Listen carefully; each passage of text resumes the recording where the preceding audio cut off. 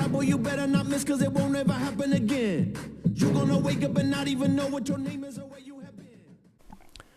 Hello and welcome. How are we all today?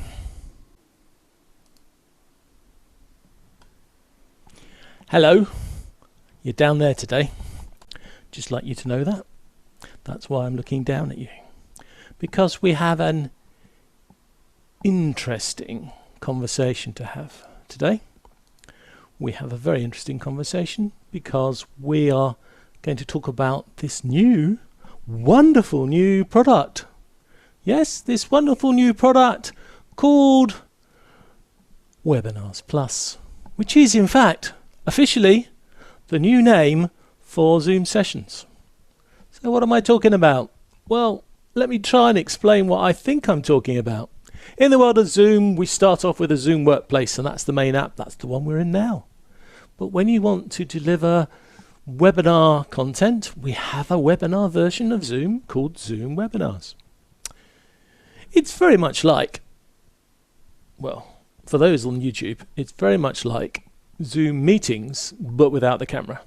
For those in the webinar, you know what it's like because you don't have a camera. You have the ability to ask me questions. In the chat, we have access to Q&A. I believe it's all enabled for you. And if I'm feeling really generous and you put your hand up, I could turn your microphone on so you in the audience could have a conversation with me.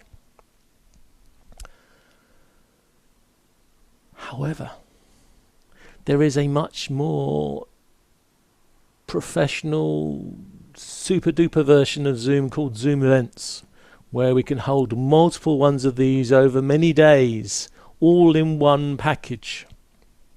We can have a foyer, we can have a discussion room, we can see sponsors. There's lots of stuff. But there's a very big difference between that Zoom Events package and us just running simple meetings or webinars. And Zoom saw that there was a need for a product somewhere in between. And that's what Zoom Sessions, now called Zoom Webinars Plus, is all about. But the reason for this particular webinar is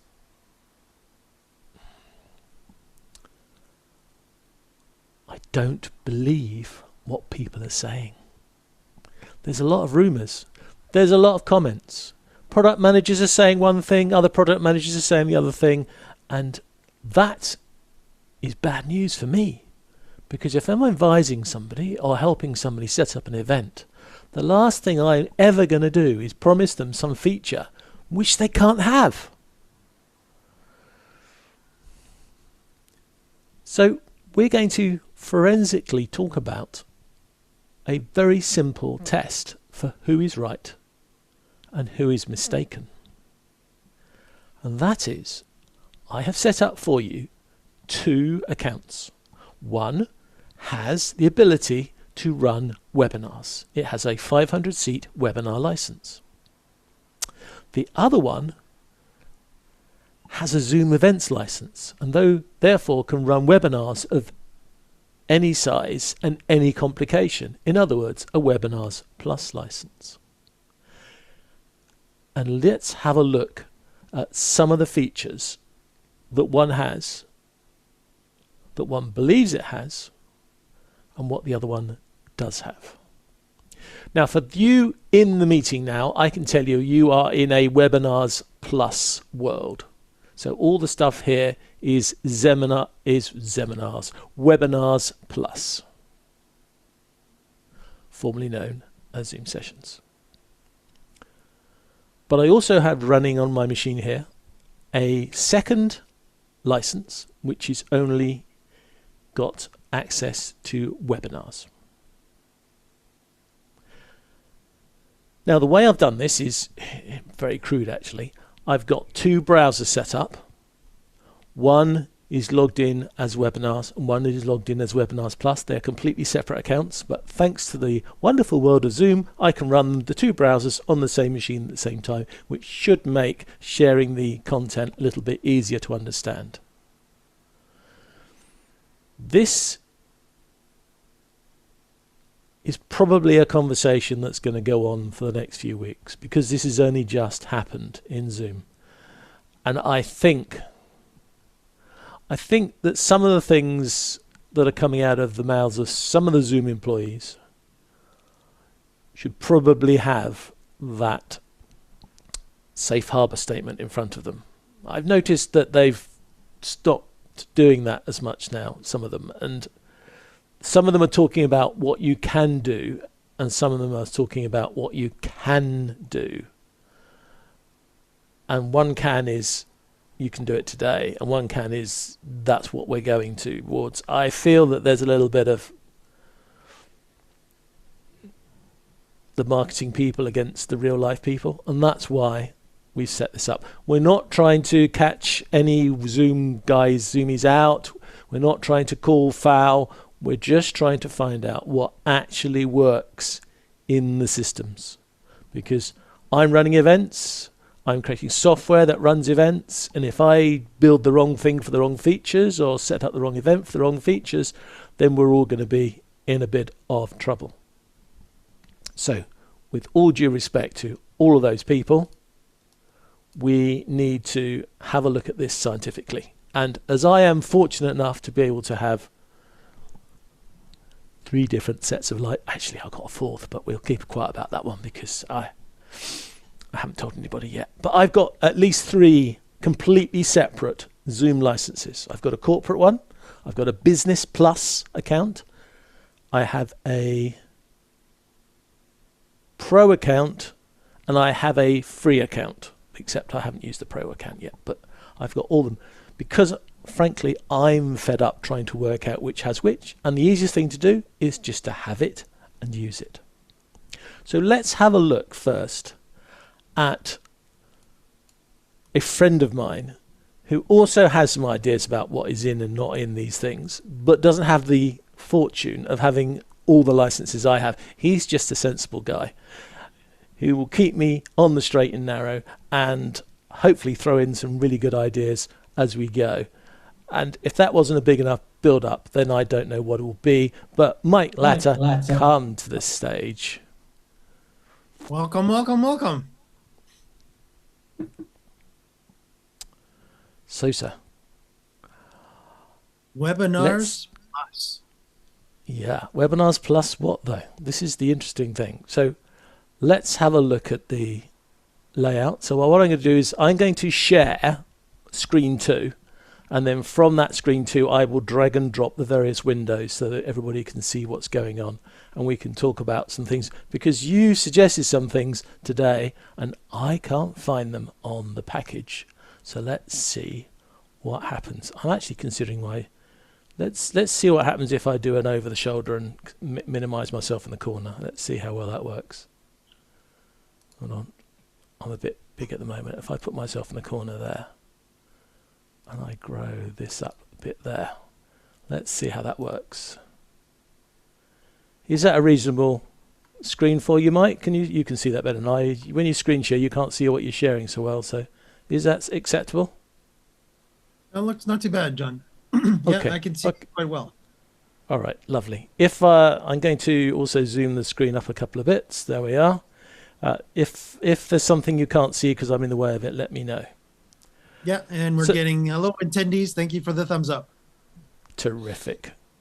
Okay, so this is webinar at Lord Zoom Events. Guess what webinar at Lord Zoom Events has? It's a license for webinars. So yes, and make sure that everybody understands this is not Webinar Plus that you're No, in fact, if I click on the Webinar Plus logo, you'll see I get a nice advert from Zoom trying to sell me the idea, or at least contacting the account owner to get another thing. So this, as that clearly shows, I am not able to use Webinars Plus on this particular account. So if I hit Webinars, here's one I created earlier. So we've got a comparison of what we have, but we'll start with scheduling a brand new one just to show you the screenshots. For those who are new to webinars, you'll find this is very similar to setting up a meeting. in many, many, many ways. We've got the topic and we've got the title. We've got the ability to have templates. That's the same as meetings. We have the time and date. You can see I'm using the AM and PM version here, and we've got the duration. So far, everything, and of course the time zone, is everything the same as in Zoom meetings. There's no difference there. And then we have the reoccurring option, and of course you have the reoccurring option in meetings. And then we've got registration, it's required or not. And the authentication is again the same, and the passcode. So far this is really quite uninteresting. Now, AI Companion isn't enabled here. I believe that is because I haven't enabled that in the back end for this particular account. But we could have a discussion, because I do believe that there are some AI Companion features which you would not be able to use in this version of Webinars Standard, which you would be able to use in Webinars Plus, or if you're running a webinar in the full events package. But for now, let's try and keep things simple for my sake, if not for anybody else's. The audio section is, again, it's very similar to meetings, and there's nothing really special there. But Mike, this is when things get different. We've got Q&A, which of course is something we don't have in meetings unless you have a higher license. So in meetings, standard version of meetings, you will not get Q&A. Then we have practice sessions. Now, practice sessions allows you to start the meeting before you let the attendees in. You can have a practice, and then when you're happy, or when it gets to the time, or hopefully those are two and the same, you can then bring people into the room. In fact, I started this meeting early, and that would be seen as a practice session, except it wasn't, because we were using Webinars Plus. But let's not try and confuse ourselves too much yet. So we've got a practice session. We have the ability to enable HD video, which for a lot of webinar people is really useful. And we've got the ability to automatically record. So, and John, what version of HD do we have? We have 720, I believe. Correct. Yes. And there we are. That's where the difference would be. In Webinar Plus, they offer 1080. Well, we'll pop into that and have a look for you. And then we've got this interesting thing. I say interesting thing because I had a discussion about this on Friday, and maybe we should keep quiet about this. Everybody who's a Zoomie, cover your ears for 30 seconds. You see, nobody's yet worked out how we pay for webinars on demand. There is no rule that we can find of how we pay for these. So as long as you have a webinar that exists somewhere, it can be a webinar on demand. Okay, Zoomies, you can join us again. We've had our private conversation. So that's the main options for this package when we're just creating it from scratch. So what I will do now is use the amazing ability, and I love advertising this. You know, there's a pause. You must do by now. I keep saying it. There's a pause option in screen sharing. So rather than me fiddling around with stuff and you wondering what I'm up to, I can just hit the pause button. It now freezes what you see while I now go and acquire another screen, which I can now drag down, make it full size, and then hopefully I then remember to hit the zoom resume button. Otherwise you don't see it. So there it is. This is a Webinars Plus. Now, the first thing I'm going to say is I'm terribly sorry I'm confusing you, because it's got the blue bar on there and we're actually running a Webinars Plus license. Zoom, please take note. But I promise you this is a Webinars Plus webinar. Here's a load of webinars. These are the Webinars license that we're running these events on now. You see, that's why I know it has all these features. If I go to the Webinars Plus license, what's really weird is it tries to send you to the events world. What I mean by that is the domain name events.us. You see, sends us to there. And then highlights this webinars. So if somebody in the programming team could fix that for me, I would be most appreciative. We get the same place by clicking there. But there you are. That's how it goes. So let's have a look at this. Now, immediately, I think you can see that there's a different start. So we have Simulive available on Webinars Plus. Hey, that could be a new thing, couldn't it? Webinars Plus. Simulive is when you create a recording of an event, or you create a recording of the beginning of an event, and you can then run the recording first before you take over, or you can run the recording that can be the entire webinar. That is available on Webinars Plus. Somebody here, don't want to give away any names because I don't want to embarrass Mike, but somebody here suggested that Simulive could be available on Webinars Standard. Do you still believe that, Mike? Or do you want to now think that maybe somebody was being generous in their offer to you? Well, I'm just understanding what I am officially been told on the compare matrix currently available on the pricing page of Zoom.us website that offers Simulive, and there is a basic functionality of Simulive available for regular webinars. Interesting. Isn't it? Well, if it's basic, You need that dun dun dun. I do. I need to get some of my extra audio effects in to add to this.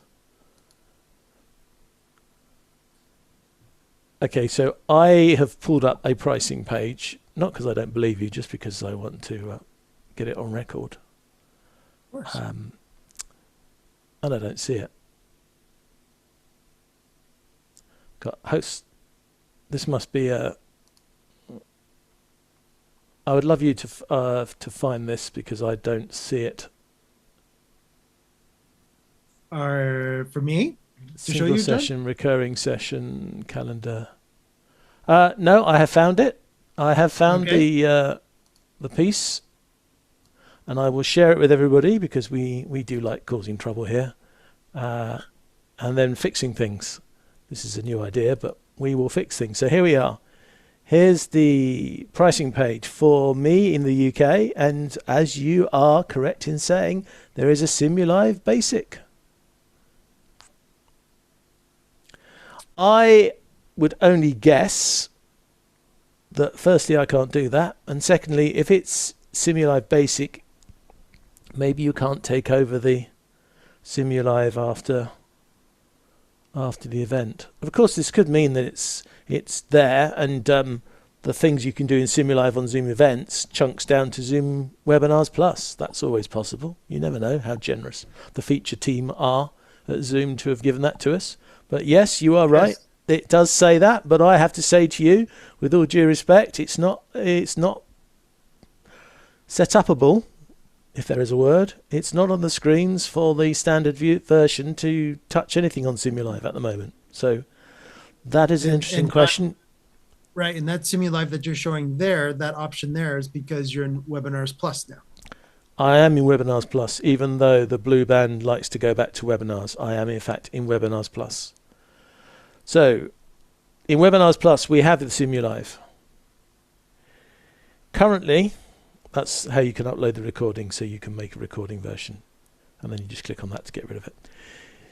Currently, in Webinars Standard, that box for Simulive is not there. I can't see how to activate it. So the pricing does say one thing, but the practical setting up does say another. I'm sure we'll find a product manager who will be able to sort that out for us. Let's carry on and see what else we uncover then.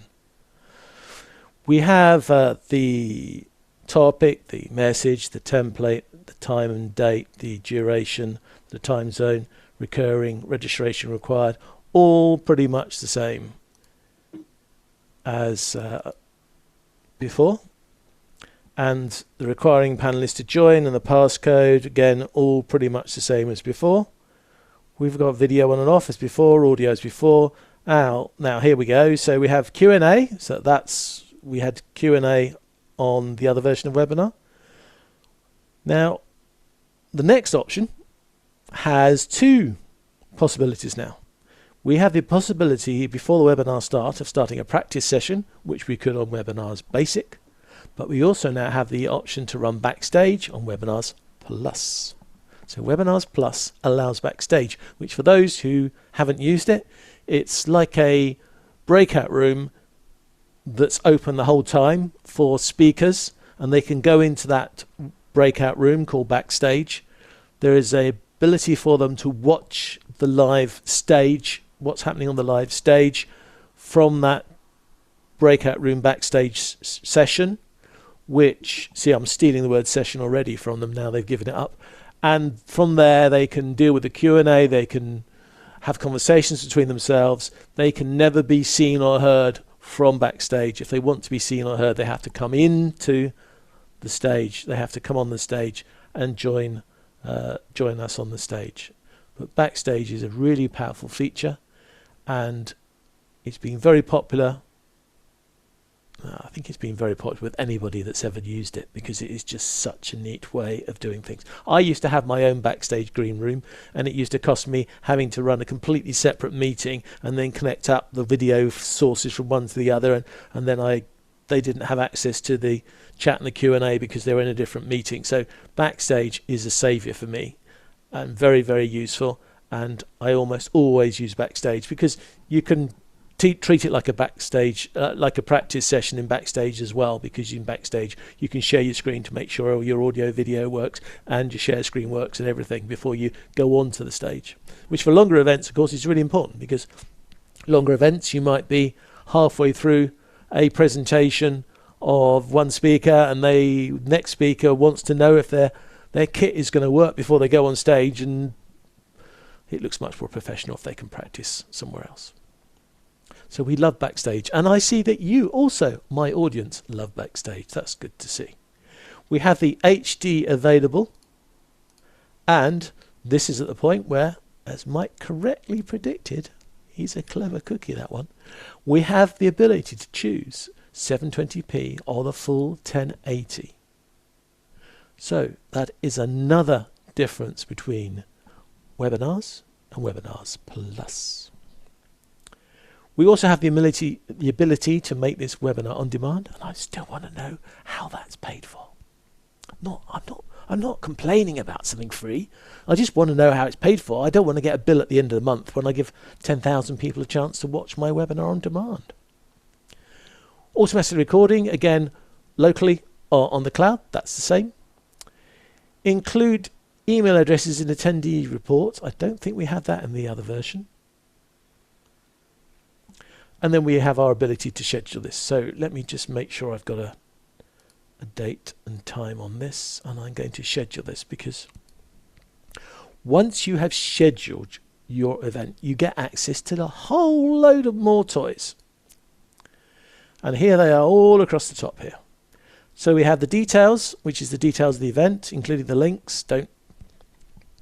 Hey, if somebody wants to copy, screen share and copy that link, you're welcome to do it, because this event will not exist by the time it's due to go out. I'd just like to add a little comment though before I go on. You are able to convert webinars to meetings, meetings to webinars, and the people that have been registered are carried over from one event to the other, or one session to the other, or one thingy to the other. Let's keep the words generic. I use this quite a lot, because if I need to get something organized with somebody and they give me the date and time, I will just make a meeting with that date and time. So I've effectively allocated that date and time in my diary and on my platform to myself, so that I can then go later and update it with the things that's needed. Which reminds me, Mike, wasn't I able yesterday accidentally to actually end up in two webinars? Was I in a webinar and a meeting at the same time on the same account on two different computers? You were. We were testing that out yesterday, yes. Yeah, I didn't do it on purpose, I promise you. But we were having a discussion about certain features, and I started up a machine in a meeting, and it was in the same login as the webinar that we were running to everybody. and I ended up in a meeting and a webinar on the same account at the same time. Now everybody's going to be trying that one. Mm-hmm. Don't think you should be able to. So Yes. if you do that, just think yourself lucky, because I don't think it's really on. Your Anyhow. mileage may vary. Yes, Absolutely. yes. Your rude letters from Zoom telling you off may vary as well. Mhm. So let's think about this now. We're in Zoom Webinars Plus, and therefore I think I'm going to flip back to Zoom Webinars Standard, and we'll have a look at the buttons that they have first to start with. Keep things the same. So let me pause my screen, grab that out of the way, and in this one I will schedule the meeting so we are in the same place. Get rid of my password program because I haven't set a password, and there we are. So here we are now in Webinars Standard, and you can see it has the details of the webinar with the registration link and the Q&A enabled, because that's what we did. We didn't enable practice, although we could hit the edit button and change that. We've got it on demand enabled. We've got it 720p, but what we're really interested in is the other buttons. And my mouse will wander up because I'm going to compare the other one live for you, and then I'll bring it down and we'll look at the details afterwards. So the first thing is invitations. But John, yeah. where's the event landing page? Basic. What event page? Basic landing page. Basic. Oh, shall you go back to the pricing matrix again? Oh, this is going to be a long, long webinar. It might be. Event landing page basic. You too, at having regular webinars, can do this. Yes. As the Zoom comparison. Webinars. Add branding to your event page with personal logos and colours. That's the Zoom Webinars. Well, Wow. thanks very much for saying that. Well, it's over there. That's my first answer. So my second answer is, let's copy, which I did, and paste our registration page for this particular event so we can see it. There we are. So at the moment it's standard boring stuff. I wish they would have these off as a default rather than on, because it's very distracting and wrong if you don't have any data there.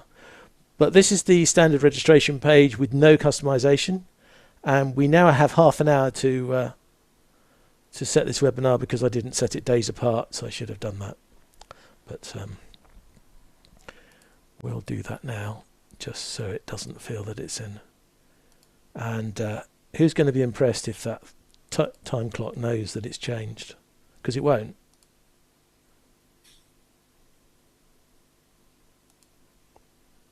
No, it does. No, it See, does. Yeah, that's the advantage of being a programmer, you see. You know how things work before you even tell them. Okay, so we're going to jump to branding because it was brought up. And here's the branding section. So we have a wallpaper. So that's the background to me if I'm not filling the whole screen, which you can fit or fill. I'd never understand why you want to fit a wallpaper if it's not going to fill the whole screen. I thought that's what wallpapers are for, but never mind. You've also got the ability to set a default virtual background for your speakers, the people who are on the stage, which I think is always neat. Of course, it does depend on if their virtual background options on their computer and their screen and their camera actually come out well and their arms don't disappear every 5 minutes. But if they've got a decent connection and a decent computer and decent processing, then backgrounds are really cool. And if they haven't, turn them off and just get them to drop a single color behind them. We've also got the name tag, which is cool and useful, and you can customize that a bit as well. And then the webinar registration, we can change the title. Yeah, that's not the most amazing of changes, but at least it's there. We've got a banner and a logo, and those will appear on your screen here. So we could put that as a, if I done it the wrong way around, no, that's too big. Let's use my Upsetra logo then. That's okay. And then a logo, we need something smaller. Lord Zoom logo is probably smaller. No, too big. Oh, that should be smaller. No, it's got to be 300. I'm getting frustrated, but I will show you what the rest of it is. And we've got the ability to add speakers, so we can have speakers now added to our session. This was not in webinars. This has come recently. This was not in webinars. Interesting. We got those damn social media things. Oh, great. So, is anyone gonna? If anyone wants to put the chat how I'm supposed to edit them, I don't know, because in the old system, there was a button for them and you could just disable them. But I don't see how you are going to do that.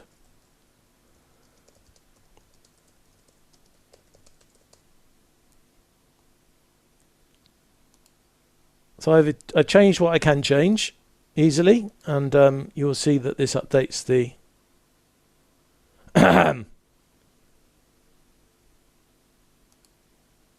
would help if I hit the right button.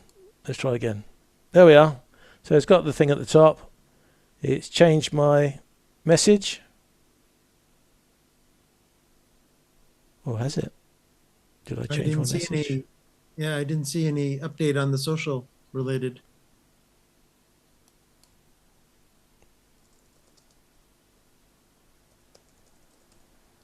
I'll update that as well, just to show you where that is. Okay. All right, and that's our registration.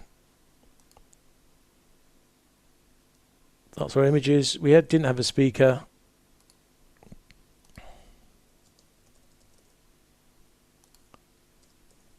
And I'm just doing this so that you can...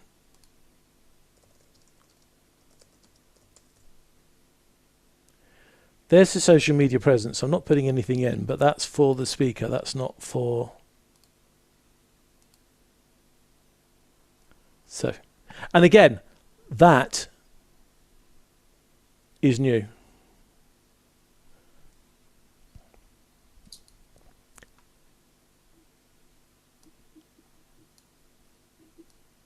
That is new.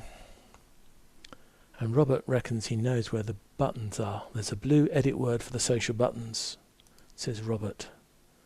Hello, Robert. Always like to have somebody who's quick on the draw.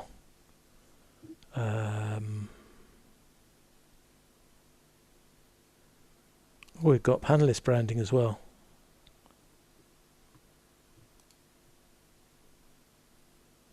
Okay. Right. We'll look out for that, Robert, then. Thank you.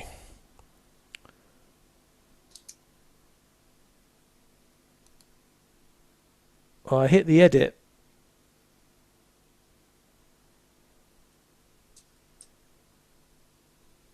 That edit is not for social media, is it? Somebody's lost a button. Engineering, I think you've lost a button, because when that edit is for the description, that's not for the social media share. That's social media share description. So maybe we'll find it in the other buttons. What can I say? Well, my summary of that is there's more in there than there used to be. So they've updated that. Thank you. Thank you, Zoom. Thank you very much.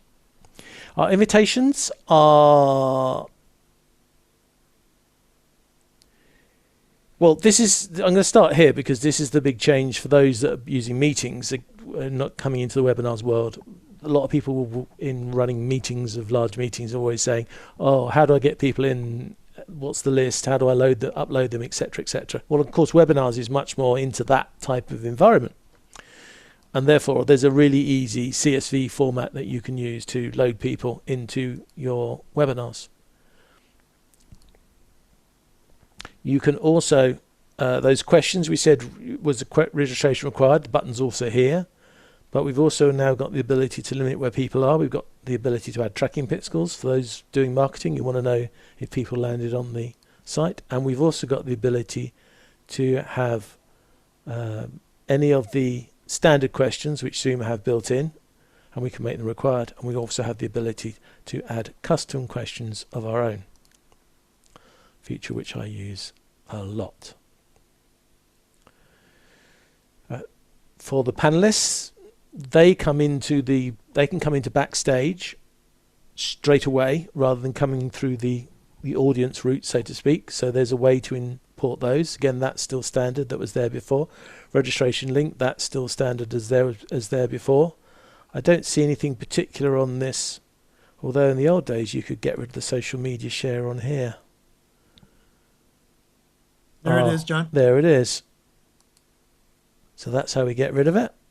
And just because I'm a doubting Thomas, there we are, they've gone. Yay. So we found it. A bit of advice from Robert we've got there. Email settings. So again, you've got the ability to change these emails. Now, on meetings, you don't, unless you have a vanity URL, in which case you can, but you change those meetings emails when you own a vanity URL for all of your meetings.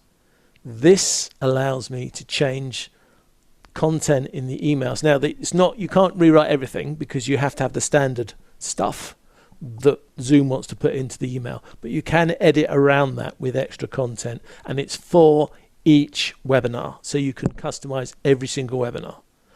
Firstly, I can choose the language, which is really cool because Robert is one of those people who is always into multilingual content, so they are definitely moving in that direction more and more all the time.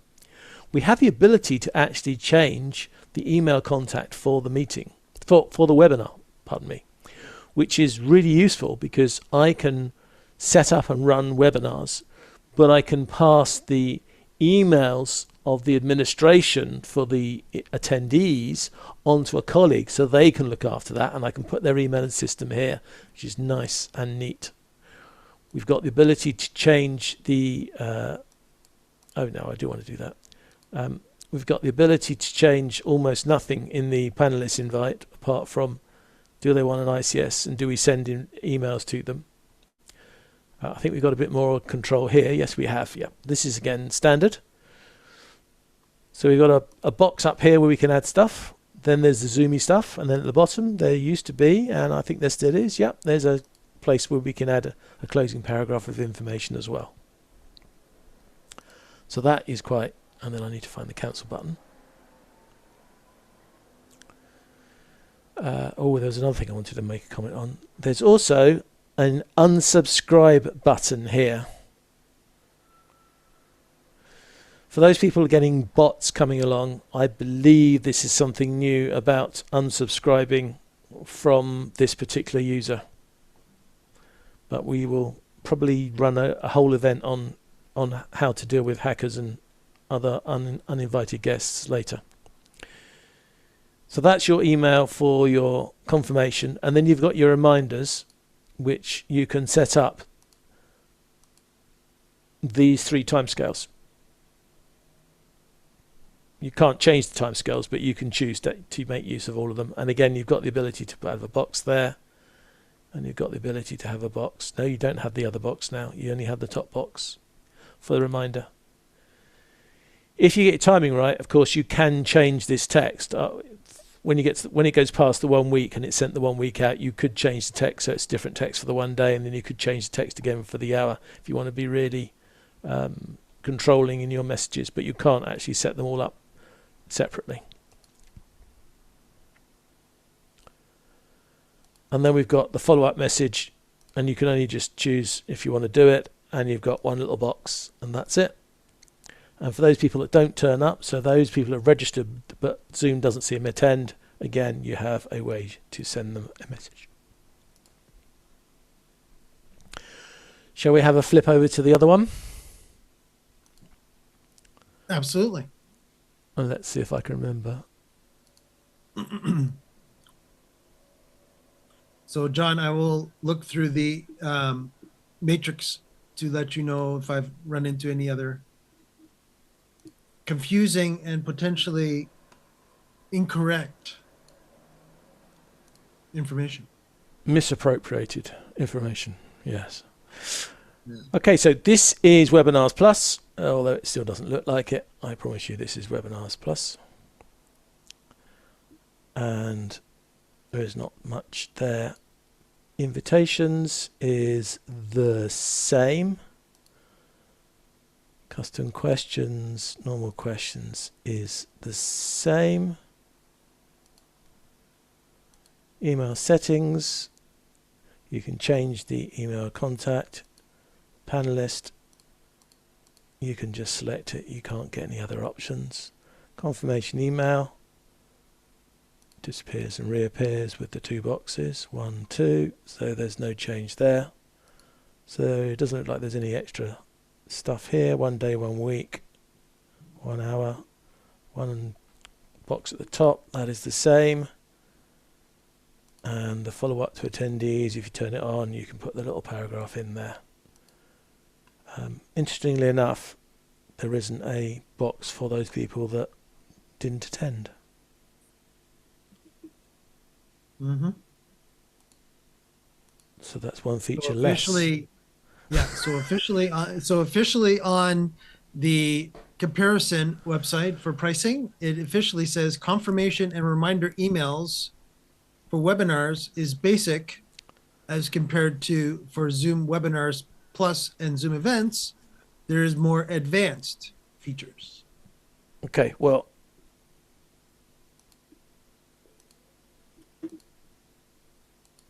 I'm in my Zoom Events, my Zoom Webinars Plus, and I have one less function than my Regular webinar. regular. So my regular webinar, I'm just going to pull it up. Yes, I have an absentee email, an attendee email, and a reminder email. On this I have a reminder email and attendee email. I have no absentee email. So we've lost the absentee email option on Plus, which is interesting. Maybe we'll find it somewhere else. The waiting room allows us to have an image and customize it. And I can tell you that that's exactly the same on both of them. Okay. Because I've got the other one just running in the screen above the camera, as opposed to this one running the screen below the camera. But those features are identical. Branding, I believe there will be a difference. Oh, I see a difference already. So this is Plus, and immediately we have, oh, this is where we need fanfare music. I really must get that sorted out. We have, behold, I see Production Studio. So what is Production Studio? It's the subject of a great big long webinar we'll be holding soon. That's what Production Studio is. It's a way to make your whole event look much more posh, and it's only available if you have a Zoom Webinar Plus or Events license. And you need a pretty good computer to run it on as well, by the way. But anyhow, Production Studio is there.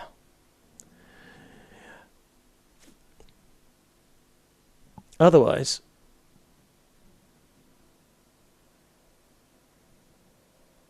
I can't see anything extra. Ah, yes I can. No, I can't. I missed the post attendee button last time. They are the same. But I don't think we mentioned this. So the post attendee button allows you to either run a survey from Zoom. So you can do a survey at the end of the webinar when they leave. Each attendee will be asked if they will go and fill in the survey. Or you can create your own survey and then put a link in here, and they will go to that link instead, and they're asked if they want to go to that link, and then they go to that link. Polls and quizzes. I can't think of a quiz or a poll that's different from different versions. So I believe that's going to be all the same, except of course that now Zoom is storing them all centrally. Yes, I won't use that word with an H with three letters to mention it, but there is a place where the surveys are stored for your whole account, and therefore you can create surveys once and reuse them lots of times without having to keep rewriting them, which always was boring and hard work to do before. So thank you for that, Zoom, very much. This is your survey bit where you can say you're going to create your own survey, or you can choose that from a library. That is, of course, if you're doing that. If you're using a third-party survey, don't have to worry about it. Q&A is, I believe, exactly the same, because I can't think of anything that would be different, and there isn't. Q&A is the same, so we can allow the Q&A so everybody can see the Q&A or not see the Q&A, or you can have open Q&A, which means people can comment and upvote on Q&As, which if you've got an audience that's rather good at sorting out questions and answering things between them, having these options is really useful, really useful. But if you want it to be a closed system, you would probably keep those questions off so your speakers or your panelists can deal with the Q&A. And then we have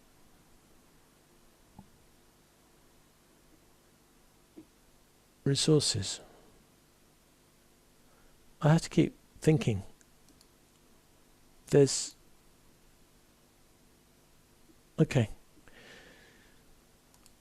Oh, yes. My brain has now remembered what resources are. Resources is that little button at the bottom, which you can preload all your content. You can preload links. You can preload documents, files that you want people to be able to use. You can even preload speakers. And then you can activate them during the webinar rather than just putting it all in there. You can do it over time. That is not available in Webinars Regular. It's only available in Webinars Plus, resources section.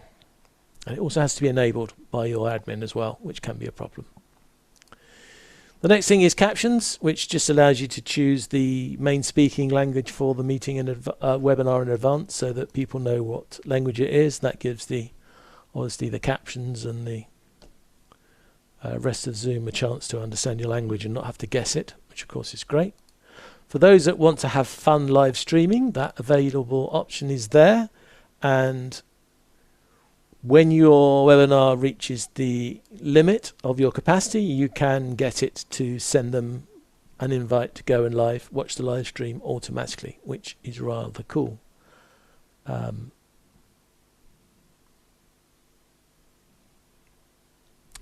With Webinars Plus here, you've also got the ability to add an incoming RTMP stream from somewhere. Those that know what it is will know what it is. Those that don't know what it is, don't worry about it.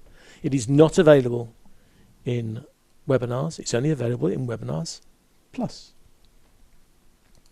And the integrations, I'm going to guess, are going to be exactly the same. Yep, they are. I've set up nothing, so there's nothing there to be set up. That, I believe, is it. So there are some pretty decent differences between the system, but some of the extra bits that were suggested, we're not really quite sure what they are now, Mike, are we? Yep. I'm just going through, John, maybe we'll just quickly go through, as of today's date, let us go through what specifically marketing on the main site is actually given us as that, comparing the Zoom webinars to Zoom Webinar Plus and then events. There are some features that you mentioned that supposedly are there in webinars now that are currently not, which was, and I'll go through them quickly. Yeah, there you go, John. Yeah. Yeah, just going from the very top there. The calendar holds, I guess, would be the first one. That one looks a little different between the two, as the information mentioned. If you the difference is actually if you hover over top of the eye, it says send a calendar attachment with your webinar invitation emails so registrars don't miss the event.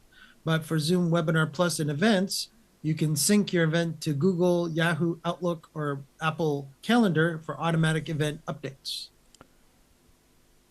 Yeah. Okay.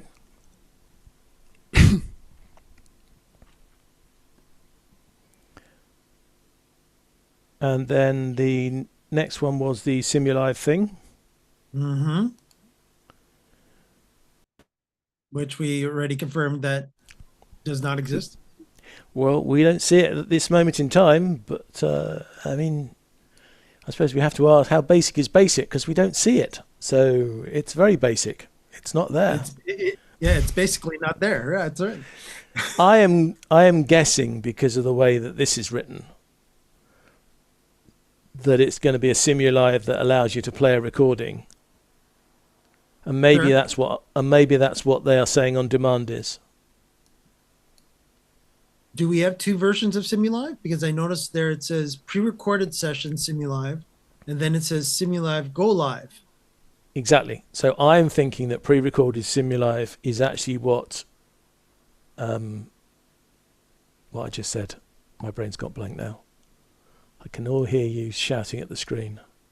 This on-demand option, I'm wondering if that's what basic Simulive, they're repackaging on-demand to be the pre-recorded Simulive. Because on-demand, you don't get to interact with it. You only get to play it at a particular time.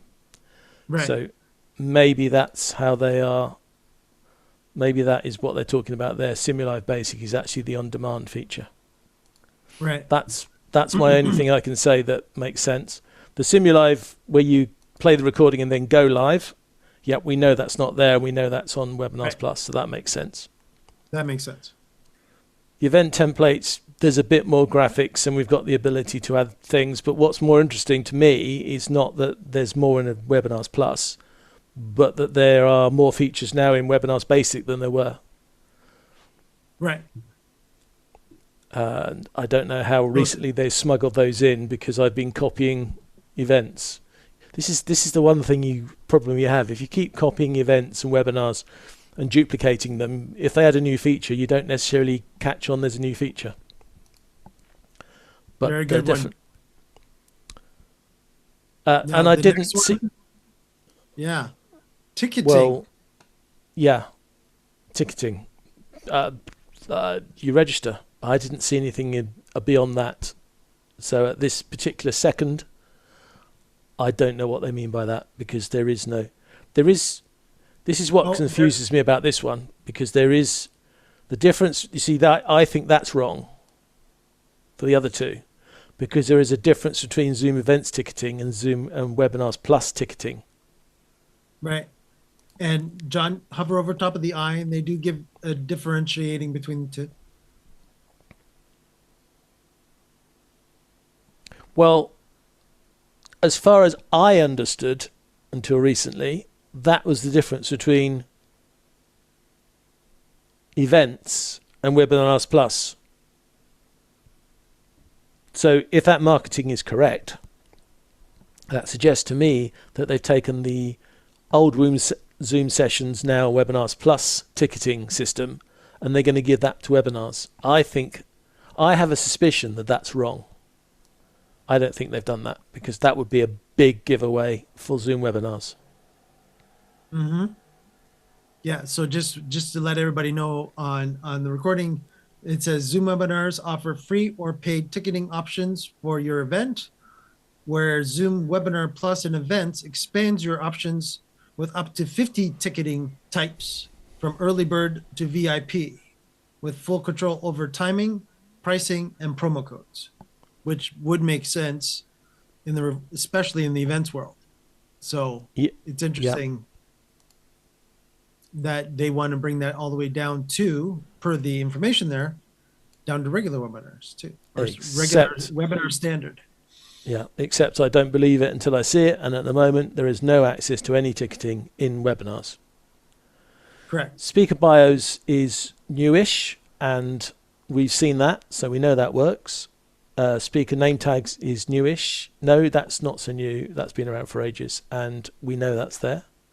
The events landing page, well, we did see there's some logos and some colours, but that's pretty much as it's always been. So I think that's as expected. So add branding to your event pages with personal logos and colours. Yeah, because you can do wallpapers and things like that, can't you? Yeah, and then plus in events, create immersive event pages with immersive or interactive elements like countdown timers, maps, videos, and embedded content. Yeah, but again, that's wrong. Right. Because there is much more customization you can do in Zoom Events than Webinars Plus. And there's no way they can change that, because Zoom Events allows you to run multi-thing events. You can have meetings and webinar. You can have lots of things in there. So there are, by definition, there's much more customization in Zoom Events, because there's many more things you can experience in Zoom Events than just a plain webinar, even if it's a Webinar Plus. I'm enjoying doing this. It's going to be my new catchphrase. The confirmation emails I thought was hilarious, because you can say, "Oh, sorry you didn't get to my webinar email in Zoom Webinars," but there wasn't an option I saw to do the same email in Zoom Webinars Plus. So I think that's a mistook somewhere by somebody, stopping that from working. Now we're in the attendee experience. Yeah. So the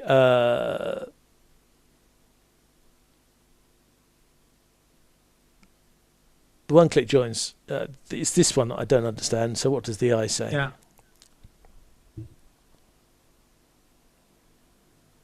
So John is reading the one about microphones and cameras for webinars. Yeah, I didn't. I don't know what marketing are trying to say. You can't have your camera on when you're in a webinar unless you're a panelist.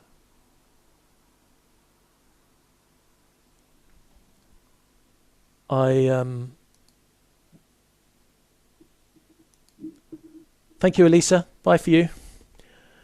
Yeah, I don't understand what they're trying to get at there. Because you can have an attendee put their camera on by making them a panelist, but you can't. I don't know any way in Zoom Events. Maybe. Well, I don't know. I don't know what they're trying to say there. You can turn. There is places when you can turn your camera on, but you have to be either in one of the Zoom Events when you're having a one-to-one meeting with somebody, or you're meeting one of the sponsors in the big events package. There are places there to turn your camera on. But there's nowhere in the webinar to turn your camera on if you're... Or do they mean in breakout rooms? No, I think there's going to be... Yeah, there's more information further down about breakout rooms, John. We're coming up to that. Yeah, well, that's what I can't understand what they think they're getting at to say they let attendees turn their camera on. Unless they're saying that you run it as a Zoom meeting. As far as I see, you're sticking with webinar. Yeah, so I'm really not sure what they're trying to say there. Resolution between 720 and 1080 between them. Yeah, we understand that, but remember that most of you running meetings probably haven't even got that running yet. Waiting room for the attendees. Yeah, until you turn it on, you have an attendee. Attendee networking, well, that's irrelevant for us because it's only available in Zoom Events and we're comparing the other two, so that's okay. Chat, Q&A, emoji reaction, polls and quizzes, all the same. And then we get to the breakout rooms. That you can have a breakout room in Webinars Plus, but you can't have it in standard webinar. Is that... Yeah, sorry, go ahead. There have been people that say that if you have an events license, all your webinars suddenly have this feature, but I can't confirm or deny that with my setup I have at the moment. So I'd have to set another account up and give it give it the other abilities. But there is a hint that once you give it a sessions license, your webinars can run breakout rooms. And that data that you're talking about, John, was previous to this week, correct? Yeah. So breakout rooms has never been a webinar feature. No, breakout rooms has been a webinars plus a Zoom sessions. It was a Zoom session, so it's a webinar plus feature. Right. But there were hints that it was going to be available to people in normal webinars, and I think that's not true. They don't have the resources either, which is where you can have all the little files that you can load in and make available. That's, again, a plus thing. Live descriptions available for everybody. Language support's aware for everybody. You've got this lobby page, which is their sort of entrance page for Webinars Plus. And the rest of the features in that section are only for events. So we talked about Backstage and practice sessions before, so this is only confirming those, that we've got practice sessions everywhere. Backstage only in Plus. Production Studio only in Plus. Of course, we didn't mention, when we talked about Production Studio, we should have mentioned all the other available tools are available. The ones that we'll have to stop calling them liminal apps soon, because they cease to be liminal apps in the end of this year. But all the extra apps that have been written for supporting Zoom are available if you have a Plus license, as in bringing an RTMPS feed from some other source into your webinar, as opposed to sending it out to by RTMP to YouTube or whatever. You can send it out in webinars. You can only bring one in Webinars Plus.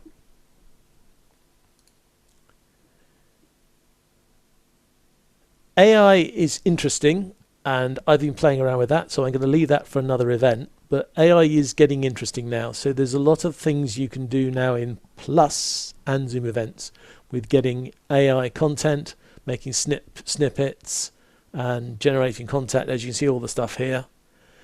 Instead, for Webinars Regular, you just get a AI webinar summary, a bit like a meeting summary we've got in standard Zoom, and you've got AI Companion available in the webinar. You can't upload sessions. Well, that's because you can't you can't run a Simulive, so there's no way to upload sessions. And what probably a lot of people don't even know it exists, this AI registration form logic allows you to ask questions based on what people answer the other questions. So you can ask a question and then have a follow-up question that doesn't appear if they don't answer the first question as a no, for instance. AI chat generation is another one of these little AI tools for creating content automatically for you. Hybrid events. Well, this is where we get to, I hear what you say, Mike. I read it on the page, but I don't see it in the program. Mm-hmm. But we have no ticketing things here. Correct. For Zoom webinars. We have an e-badge QR check-in, which are code check-in, and a sitemap, which is when you go into your webinar and you're trying to make it a hybrid webinar. I think that's what they're trying to say. But it's in Webinars Plus, which I think that's feature creep from events. Right. Because the mobile app is there. So one of the things it's quite neat to do, and it is possible to do, and people probably even realize you can use it, is you can run Zoom webinars for a in-person event and just use it to give all the backup information. So you don't have to go to one of these stupid companies that charge you an arm and a leg for some registration system when it's already in Zoom webinars. So for your physical face-to-face webinars, you can actually use Zoom Webinars Plus to add some of the features into the event. And I'm now going to find out. We've got our post-webinar survey. Yep. Cloud recordings. Yep. Recordings with chapters. It tries to chop it, AI, as it describes here, AI tries to chop it up into chapters for you so it's easy to understand. We have the Content Hub available for Webinars Plus, except you probably need to upgrade it to make great use of it. And video management with CMS. Again, CMS is an add-on, so after you go over 300 reads in a month, you need to upgrade. Those are available in Plus, not available in Standard. And then we have some basic analytics, which is just the people, attendances. There's quite a lot more interesting stuff in Webinars Plus. And a whole load of other reports. There are integrations to various products, which I don't have any of these, so I don't have integration to any of them. HubSpot will probably be the most interesting one because that can work at many levels. And there is an open API. Another one that's important for us, John, is Salesforce. Salesforce, yeah, for the larger organizations and even smaller organizations now may have access to Salesforce. And of course there is an open API, which I love because I use it a lot myself as I'm a Zoom developer. I'd like to put my Zoom developer's hat on, but unfortunately it's in the post at the moment, so I'll have to wait for that. Usage and admin really isn't much use to us. Services I don't think is really going to be much interest to us. No, it isn't. The payment one was interesting though. Well, you had a comment about the fact that they've gone to pay. Yes. So this is interesting. So for a reason I don't understand, I'm sure there is a technical reason why, Zoom Webinars It would make sense if you want to charge for a ticket. Yes. But traditionally, Zoom started with Stripe and then added PayPal. But for Zoom Webinars Regular, they now only have PayPal. And they have both of them for Webinars Plus. Plus, yeah. But how you get to those ticketing, we don't know because we didn't see any options on the screen.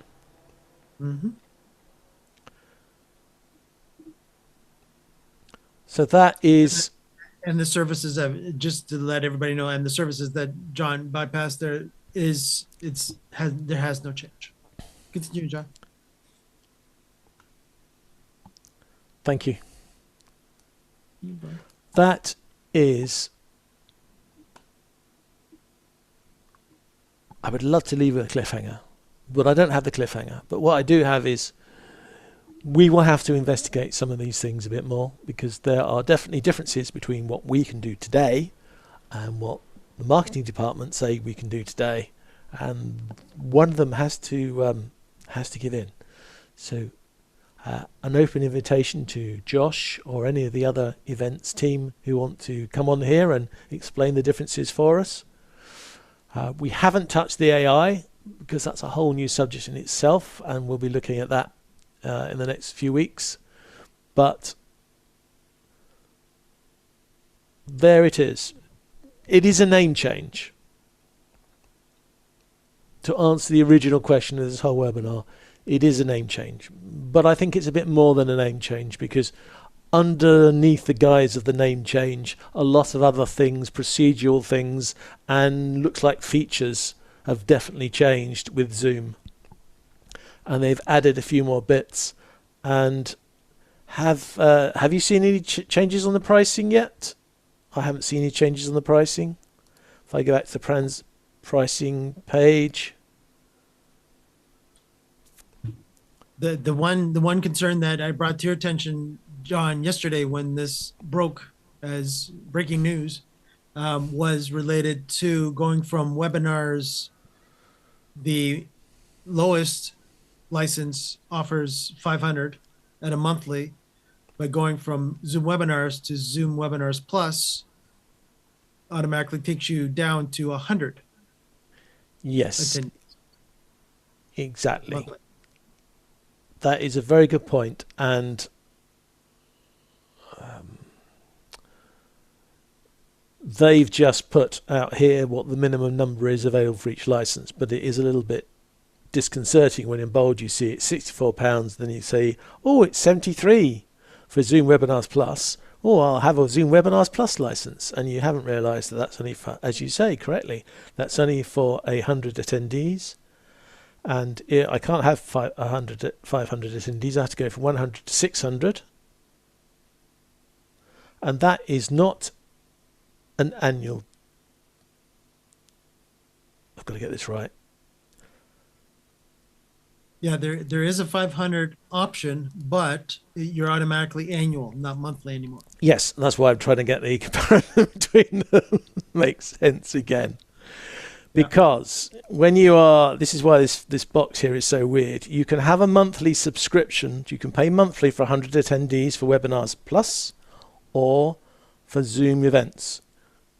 But if you want a license of any more than that, you have two options. You have the pay per attendee, where you just pay for effectively a voucher, which is live for a year. If you don't use it within a year, it expires, and you can buy any numbers you like here. You can mix and match them. You can buy them over time, and every time somebody turns up to your hub, don't even have to go to the event or the webinar. If they turn up to your hub, they will be counted as an attendee, and you will run through those until you've used up all your tickets or vouchers, however you want to call them, on pay for attendee. Or the other option is you pay for an annual subscription, and therefore, for instance, you could have 1,000 people in a webinar. You can have as many, when it says unlimited, you can have an unlimited number of webinars, one at a time, unlimited number of webinars, one at a time, throughout the year. And that's what your 1,000-seat license for is, and that costs in UK pounds £5,000. If you have a 1,000-seat license for subscription for attendees, it's 7,000 for events. And you see we can compare it now, apples for apples, so to speak. If we had a 5,000 attendee license for just Zoom webinars, not Webinars Plus, you can see it's dramatically different. It's just under £2,000 UK. Obviously, it will be in your local currency. And I suppose it's not in their interest to change the currency for us, because we're not comparing currencies usually. Yeah. So again, but that John, is a big difference. Yeah, I ended up doing, for webinars, I chose 1,000 annual subscription, because annual subscription will work across all three. And we're in Canada, the 1,000 annual subscription for webinars is $4,520 a year. But for you to go from webinars to Webinars Plus, you're basically almost going double that. You're $8,760 a year. And if you want events up again, you're at $12,240 a year. Yeah, it's a big difference. It's a really big difference. Yeah, which is why I'm pessimistic that some of these features that have been touted around as being available in webinars and aren't in webinars. I'm not surprised, because quite frankly, if they are going to add those features into webinars, which I'd love them to do, please do, but it then makes it even harder to justify why you should have Webinars Plus. Or events, for that matter, too. Yeah. Well, events is, I think the difference between Webinars Plus and events is small and justifiable and okay. But yeah, I think the jump from webinars to the next product up is quite a lot of money, and if they give us the other features, then it's going to be even harder to differentiate. I think webinars is just for packing people into a webinar, auditorium type presentation. If you want to get flashy, that's when you go to Plus. I think that's the way it should be, and I think it's the way it should stay. John, do we have any questions from the audience, from our attendees? No, we have some compliments and some thanks, but I don't see any actual questions, and we've got some clappy as well, which is always good. And I know we lost a few people, but then we've managed to go over an hour with this subject, which is frightening, really. And we've only touched the surface. And we've only gone through the feature list. That's quite worrying. That's right. Yeah. Sometimes I'm so frustrated. I almost wish we could go back to the world where you could just upload a video and get it to play automatically, and you could go out to dinner with your wife or significant other and it would run on its own. Oh, wait a minute, you can. It's called Simulive. But only currently available, proven in Webinars Plus. Only in And Webinars events. Plus and events. And But supposedly it's supposed to be in Webinars. yes, but also just to really tease you, if you want the one that does it all for you, including running polls, you need CMS, because apparently that's in CMS. I say apparently because I can't get hold of a CMS license, but we'll see. Maybe one will rain down on me sometime and I'll find one. But CMS apparently will run your polls automatically for you as well. Never seen it run, never seen it demonstrated. But apparently that, according to the spec, that's what the marketing department says it does. And John, how does Zoom CMS work with Zoom Hub? Not to be confused with the Zoom Events Hub. Very nicely, I believe. You believe. I believe you believe. I believe that you believe. But again, when does a recording become a CMS asset? And does it go into the hub? Can do, yes. You can add Simulive to the hub. But are you copying your content from CMS to the hub? No, because you can take you can take any recording you like, and you can upload it as a Simulive. You said something critical there. Upload. What, any upload? Yes. So if I've made a video that's currently sitting in the Zoom hub, Yes. and I would like it to go to Zoom CMS, Yes. is it there? We don't know yet, I think is the official answer. It should be. It should be, right. Yeah, but it's not listed in the hub. And the only reason I can give you half an answer to this is because I use the new neat feature, which we didn't talk about because I wanted to do a separate whole thing on it. I use the AI to go back to one of these webinars that we're having now, and I got it to write me an email about that webinar with AI. And although it wasn't listed on the hub, when I asked AI that I wanted to do this for me, it then asked me which webinar, which session, which event or whatever it was that I wanted to create the AI report from, and then it gave me a drop-down list of all the meetings that I had in my hub, or the recordings that were in my hub from before that were still uploaded, and then I was able to choose the one I wanted, and it then wrote its little AI report for me, which turned out to be too long, and I then had to use another AI to cut it down, so I could put it into my description for the YouTube version of it. But that's all I have for today. Thank you, Mike, for your time again. Thank you, those people that came and saw everything and stayed around to the left, to the whole left. We have now 3 Lord Zoom Lives a week. I don't think there's many people who actually would be able to justify seeing all 3, But that's the idea, to break them up into categories for a deep dive, a conversational like we've had one today, and then there's one for the coders on a Wednesday. But I will just drop that's Lord Zoom Development Lab tomorrow. But what I would really like to make special attention for, as he's here today listening to us, we've got our friend Robert coming to join us live in a few weeks' time, when we're going to be talking about translations, which is a whole new language of work that we need to work on. Pardon the pun.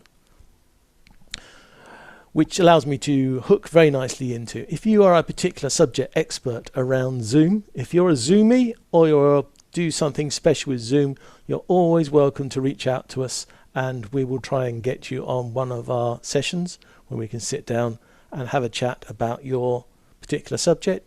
We do like to keep it within the hour, but this subject has taken us a little bit over time. There we are. That's why we have a webinar plus a little bit more time.